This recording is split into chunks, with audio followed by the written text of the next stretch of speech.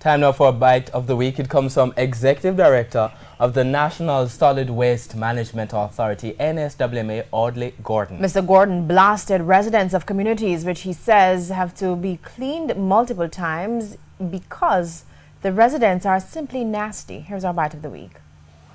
Bite of the week brought to you by the same set of communities. You go in there in December with a cleanup. You go in there in May with another cleanup. You've seen the same old fridge, old tires, old mattresses. And we have to be honest and frank with each other.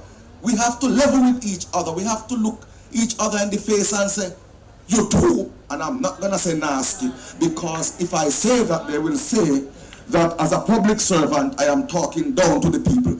But you know what I mean already when I said you too? And I don't want to say that word, but the truth is, it's kind of unavoidable. Bite of the week brought to you by